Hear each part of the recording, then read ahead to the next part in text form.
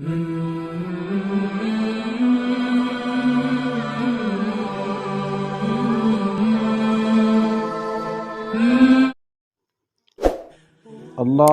صل على محمد وعلى آل محمد عبدك ورسولك وصل على المؤمنين والمؤمنات والمسلمين والمسلمات۔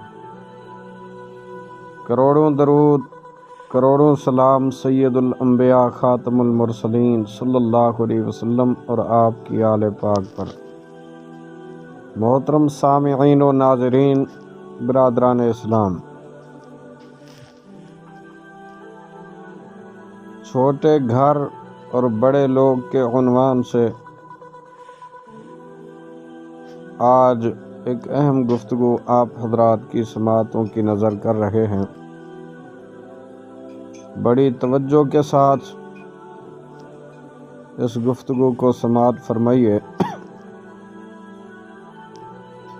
اور جن دوستوں نے ابھی تک ہمارے چینل کو سبسکرائب نہیں کیا، برائے مہربانی چینل کو سبسکرائب بھی کر لیں، لائک بھی کیجئے اور اپنے پیارے پیارے دوستوں کے ساتھ ہمارے چینل کو شیئر بھی کیجئے۔ جزاکم اللہ خیرہ۔ برادران اسلام، ابھی کچھ ہی برس پہلے کی تو بات ہے جب عموماً لوگوں کے گھر ایک کمرے پر مشتمل ہوا کرتے تھے۔ جو لوگ معاشی لحاظ سے کچھ بہتر تھے ان کے گھر بھی 2 ہی کمروں پر مشتمل ہوا کرتے، اور ایسے گھروں میں بسنے والے افراد کی تعداد عموماً 10 سے کم نہیں ہوا کرتی تھی۔ اسی ایک کمرے گھر کے بڑے بزرگ، ان کے 8-8 10-10 بیٹے بیٹیاں، درجنوں پوتے پوتیاں سما جایا کرتے تھے۔ گھر کے افراد مل جل کر کام کرتے اور گھر میں وقوع پذیر ہونے والی خوشیاں اور غم مل جل کر بانٹ لیتے۔ گھروں کی 4 دیواریاں بھی نہیں ہوا کرتیں، اور اگر کسی نے کوئی پتھروں سے چھوٹی موٹی دیوار بنا لی یا کانٹوں کی باڑ لگا بھی لی تو بھی کوئی دروازہ، کوئی مین گیٹ نہیں ہوا کرتا تھا۔ بس ایک طرف سے آنے جانے کے لیے راستہ چھوڑ دیا جاتا تھا۔ لوگوں کے پاس 2 جوڑے کپڑوں کے ہوا کرتے، ایک کہیں آنے جانے کے لیے اور ایک عام استعمال کے لیے، جسے وہ جوہر یا تالاب پر دھو کر سوکھنے کے لیے پھیلا دیتے تھے۔ جب تک وہ سوکھتا تھا تب تک خود تالاب میں نہاتے رہتے۔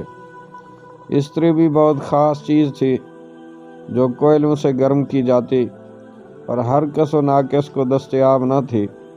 عموماً لوگ بستر کے نیچے کپڑے رکھ دیتے جو کچھ نہ کچھ سیدھے ہو جاتے۔ دودھ کو لوگ اللہ کا نور سمجھتے تھے اور بیچنا گناہ۔ اگر کوئی لینے آ جاتا تو اسے بلا معاوضہ دے دیا جاتا۔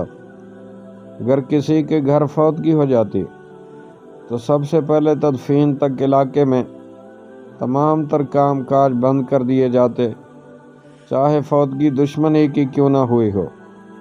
فوتگی والے گھر آنے والے مہمان، رشتہ دار اور محلے والے آپس میں بانٹ لیتے تاکہ لواحقین پر کسی قسم کا اضافی بوجھ نہ آئے، اور کم از کم ہفتہ بھر فوتگی والے گھر چولہا نہ جلنے دیا جاتا۔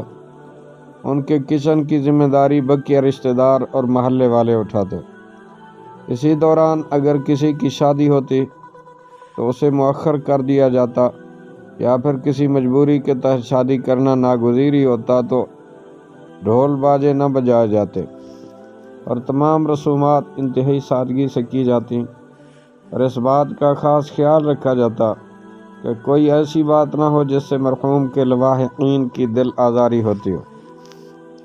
اگر کسی کا کام جلدی ختم ہو جاتا تو وہ گھر آ کر سو نہیں جاتا، بلکہ اپنے کسی رشتہ دار، دوست یا پڑوس کے کام میں مدد کرانے پہنچ جاتا۔ کسی کا تعمیراتی کام ہوتا تو اسے صرف معمار کی حاجت ہوتی، بقیہ مزدوری کو دوست رشتہ دار دستیاب ہو جاتے۔ لوگ صبح جلدی اٹھنے کے عادی ہوا کرتے تھے، دن بھر کام کاج اور مغرب تک اپنے کام نمٹا کر گھر آ جاتے۔ رات کا کھانا کھانے کے بعد سب بہن بھائی گپ شپ لگاتے، ایک دوسرے کے دکھ درد بانٹتے، کوئی بزرگ کوئی کہانی سناتا، ایک دوسرے کو لطیفے سناتے اور پہیلیاں ڈالتے۔ یہ وہ لوگ تھے جن کے بچے سانجھے، عزتیں سانجھی، بزرگ سانجھے، خوشیاں اور غم سانجھے ہوا کرتے تھے۔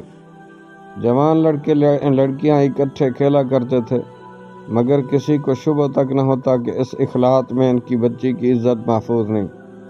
بغیر دروازے، بغیر چار دیواری کے ان کے گھروں میں چادر اور چار دیواری دونوں ہی محفوظ تھے۔ اگر کسی گھر کا کوئی ثبوت بیرون ملک چلا جاتا یا کسی اچھی ملازمت پہ لگ جاتا تو اس گھر کے معاشی حالات اچھے ہونے لگتے، تو کوئی ان سے حسد نہ کرتا، بلکہ سب اس بات پہ خوش ہوتے، اور یوں ہی اس کے گھر والے اپنی خوشحالی میں ان تمام لوگوں کو شریک کر لیتے۔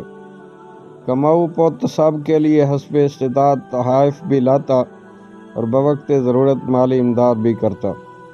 ان لوگوں کی خوراک بھی انتہائی سادہ تھی۔ صبح پراٹھے یا روٹیاں لسی سے کھا لی جاتی، دوپہر کو چٹنی، لسی، اچار، ٹماٹر یا خربوزوں کے ساتھ روٹی کھا لی جاتی، شام کو اکثر ابلی ہوئی دال ہوتی، ہفتے دو ہفتے میں ایک بار آدھا کلو گوشت آ جاتا تو سارا گھر اس کے شوربے سے مستفید ہوتا، اور اللہ رب العالمین حاکم الحاکمین ارحم الراحمین کا شکر ادا کرتا۔ بظاہر معاشی طور پر غریب نظر آنے والے کتنی بھرپور اور حقیقی زندگی جیتے تھے۔ انہیں جو دولت میسر تھی، جو رشتے، خلوص، محبتیں اور احساس کی دولتیں میسر تھیں، ان کا آج کے دور میں تصور بھی مشکل ہے۔ وہ لوگ معاشی طور پر کمزور لیکن خوش، مطمئن اور اپنوں سے محفوظ تھے۔ بچوں کو بزرگوں سے محبت اور بزرگوں بچوں سے عزت، ادب اور احترام ملتا تھا۔ ان کے اندر بغض، حسد، بخل اور لالچ نہیں ہوا کرتا تھا۔ جس کے پاس جو تھا اسی پر صابر، شاکر اور مطمئن تھا۔ ان کے ارد گرد ان کے غمخوار، ان کے چاہنے والے مخلص لوگ بستے تھے، جن سے وہ اپنا دکھ، درد اور خوشیاں بانٹتے تھے۔ کوئی بھی شخص تنہائی کا شکار نہیں تھا۔ وہ چھوٹے گھروں میں بسنے والے بڑے لوگ تھے۔ پھر ایک ایک کر کے وہ لوگ دنیا سے رخصت ہوتے گئے اور ان کی جگہ بالشتیے آتے گئے، جو دکھنے میں قد کاٹھ میں تو انہی جیسے ہیں، مگر ان کے کردار، ان کی سوچ، ان کے جذبات کے قد بہت چھوٹے۔ گھروں کے باہر گیٹ بھی لگ گئے، چار دیواری بھی بن گئی، مگر نہ چادر محفوظ رہی نہ چار دیواری۔ 10 افراد کے لیے ایک کمرے کی بجائے اب لوگوں نے 10 کمروں کے گھر بنا لیے، جہاں 3 سے 4 حقیقی طور پر اجنبی بس رہے ہیں۔ اب گھر میں دادا دادی کی جگہ ٹی وی صرف کیبل نے لے لی ہے۔ گھر میں اب صرف ٹی وی کو بولنے کی اجازت ہے۔ کوئی بہن بھائی اگر بات کرنا بھی چاہے تو اسے خاموش کرا دیا جاتا ہے، کیونکہ میرا سلطان میرے بھائی سے زیادہ اہم ہے۔